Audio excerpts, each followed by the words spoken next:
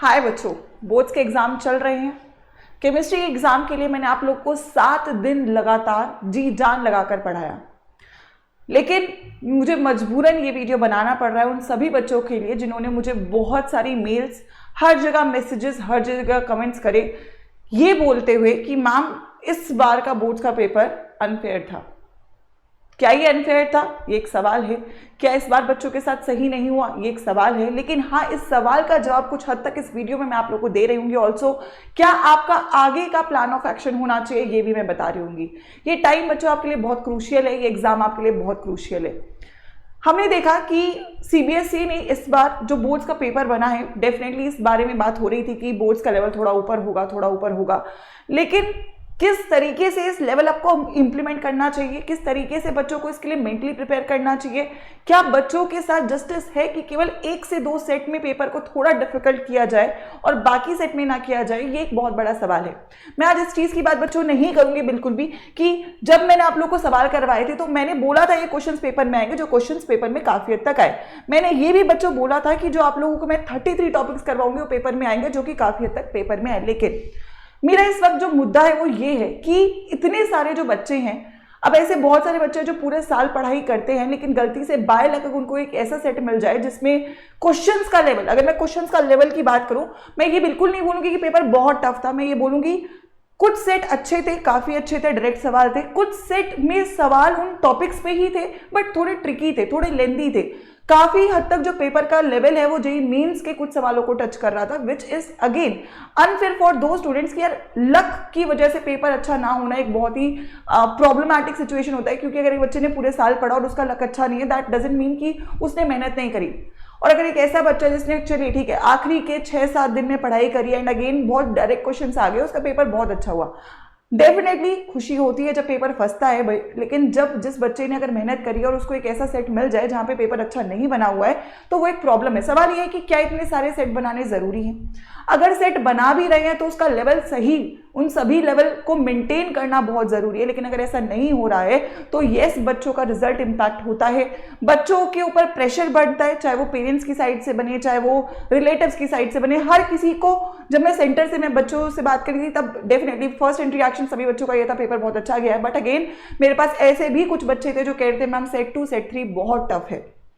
Again the reality is boards need to be fair. Boards को equal opportunity देना चाहिए, boards को सभी सेट्स को इक्वली बनाना चाहिए। लेकिन अगर ऐसा नहीं है तो इसके लिए क्या एक सही रास्ता होगा?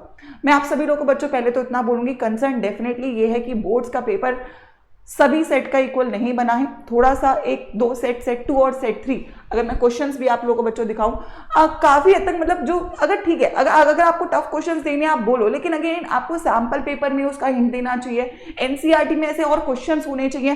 क्वेश्चन टफ नहीं है, question is a bit tricky and again जिस बच्चे ने पहली बार वो पेपर में क्वेश्चन देखा उसको डर लगेगा। जिसने पूरी साल अगर पूरी मेहनत यहाँ पे अगर बच्चा कर रहा है तो उसको चाहिए होता है कि पेपर ऐसा हो वो फंसा के आ पाए। अगेन मैं बोलूं, आप बेसिक लेवल के क्वेश्चंस अगर दे रहे हो that is not a problem, आप मॉडरेट लेवल के क्वेश्चन दे रहे हो that is not a problem. लेकिन अगर आप किसी सेट में एक्सेप्शनली टफ क्वेश्चंस डाल दो, एक्सेप्शनली मतलब अगर इसको सोचे बच्चा, उसको समझने में समय लगेगा कि यार यहाँ पे इसने काइनेटिक्स को भी मिक्स कर दिया, इसने ऑर्गेनिक को भी मिक्स कर दिया।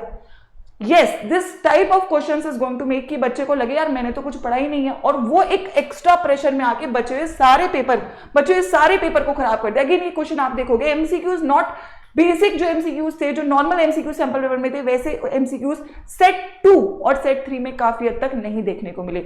जिसके साथ मैं बच्चों आप लोगों के साथ डेफिनेटली खड़ी होती हूँ। मुझे पता है कि यार बहुत मेहनत लगी है 7 दिनों में, अब मैम इसका सोल्यूशन क्या है, आप लोग क्या चाहते हो? आई वुड वांट, पहली चीज तो डेफिनेटली आई वुड वांट कि ये फिजिक्स में भी हुआ था क्योंकि एक सेट फिजिक्स का भी थोड़ा टफ आया था, और ये केमिस्ट्री में भी हुआ है कि एक सेट थोड़ा टफ आया है। हमारे लेवल पे हमें फ्यूचर के लिए इससे क्या लर्निंग लेनी है, लेकिन अभी सीबीएसई के लेवल पे इसकी क्या आउटकम्स होने चाहिए। पहली चीज वी वुड वांट कि सीबीएसई को यहाँ पे डेफिनेटली जस्टिस क्रिएट करने के लिए लीनियंट मार्किंग करनी चाहिए, स्पेसिफिकली उस सेट में जहां पे अगेन डिफिकल्टी लेवल को इंक्रीज ज्यादा कर दिया गया है। ग्रेस मार्किंग्स होनी चाहिए स्पेसिफिकली उन सेट के लिए जहां पे आप सभी लोगों का अलग से डिफिकल्टी लेवल इंक्रीज किया गया, क्योंकि वो इक्वालिटी नहीं है। क्योंकि अगर एक सेट ईजी है, दूसरा तीसरा सेट थोड़ा एक्सेप्शनली टफ है, तो वो इक्वालिटी डेफिनेटली नहीं है।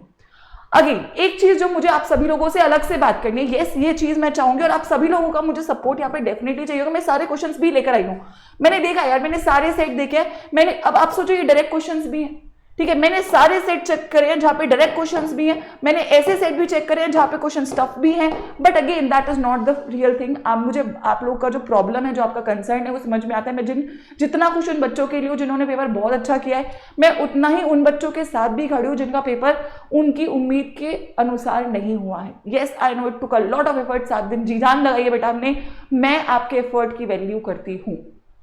अब क्या, पहली चीज तो आपके साथ आपके किस सेट में क्या क्या हुआ है मुझे इस वीडियो के कमेंट्स में भी चाहिए। आई वुड वांट ये वीडियो हर बच्चे तक पहुंचे जिसने 12th का पेपर दिया है, and if you want we will make sure कि हम लीगली भी सीबीएसई तक पहुंचे एंड मेक श्योर करें कि एटलीस्ट लीनियंट मार्किंग और ग्रेस मार्किंग हो उन सभी बच्चों के लिए जिनका सेट टफ है। यहां से एक लर्निंग और बेटा आप लोगों को लेकर चलनी है, वो ये है कि यस कुछ चीजें हमारे हाथ में नहीं है, लक हमारे हाथ में नहीं है, हमारे हाथ में थोड़ा सा जो है वो केवल मेहनत करना है। ये एक एग्जाम है, इसके बाद आपके अगेन मैथ्स और इंग्लिश के एग्जाम है, उस पर आप लोग को इस चीज को इंप्लीमेंट करना, और इससे भी ज्यादा इंपॉर्टेंट है आपको अपने कॉम्पिटेटिव एग्जाम में। अब ये सेम चीज बेटा अगर नीट या सीयूटी जैसे एग्जाम में हो तो वहां पर इस चीज को कंपनसेट करना बहुत टफ है। चलिए बोर्ड्स है, अगेन इससे आपको एडमिशंस नहीं मिल रहे, आपकी मार्कशीट्स बन रही है, बहुत इंपॉर्टेंट वो भी है, लेकिन एडमिशंस के केस में अगर ये हो तो बहुत बड़ा प्रॉब्लम है। तो आपको यहां से ये सीखना है बेटा, तैयारी बहुत तगड़ी करनी है ना, बहुत तगड़ी तैयारी करनी है। आपके पास 1-1.5 महीने का टाइम है, चाहे वो नीट है चाहे वो सीयूटी है। You need to make sure best से बेस्ट आप लोग प्रिपरेशन करो कि बाय चांस लक अगर मेरे फेवर में ना भी हो, मेरा शिफ्ट टफ आ जाए, मेरे शिफ्ट में सवाल मुश्किल आ जाए, तो भी मैं उसे फाइट बैक कर पाऊं। यही मैं बेटा अपने सभी बच्चों को सिखाती हूं कि फाइटर एटीट्यूड लेके चलना है। Yes I am there for every one of you for boards 2026। मैं मेक श्योर करूंगी कि आप लोग के लिए स्टैंड दूं, and I will make sure कि इस चीज के ऊपर हम डेफिनेटली इतनी लाउड वॉइस रेज करें, क्योंकि दूसरी बार हुआ है फिजिक्स के बाद केमिस्ट्री में कि इक्वालिटी तो होनी चाहिए, एंड हर बच्चा डिजर्व करता है कि यार इक्वल सेट ऑफ अपॉर्चुनिटीज उसको मिले, किसी के लिए बहुत ईजी किसी के लिए बहुत टफ नहीं होना चाहिए।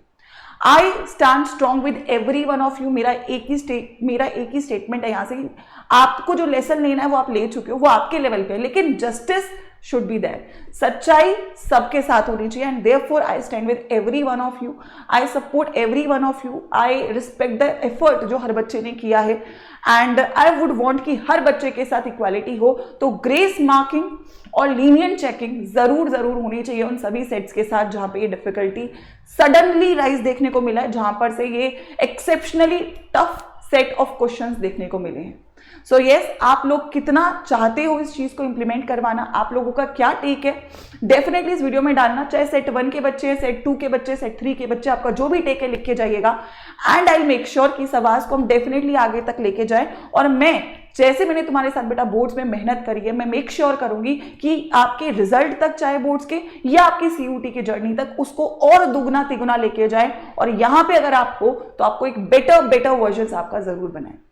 सो डोंट वरी बच्चों, ये एक केवल एग्जाम है, लेकिन येस इसके लिए जस्टिस के लिए हम खड़े हैं। I am there with every one of you. I will also make sure कि इसके ऊपर मैं जितना ज्यादा इसको इम्फेसिस करूं मैं करूं, लेकिन साथ में आई वुड ऑल्सो वांट कि आप लोग यहाँ पे आने वाले एग्जाम्स पे फोकस करो, और वहां पे ये जो लेसन हमने लिए हैं उससे सीख कर और बेटर परफॉर्म करो, एंड लेट्स मेक श्योर ये वीडियो जरूर सीबीएसई तक पहुंचे। I stand strong with every single one of you.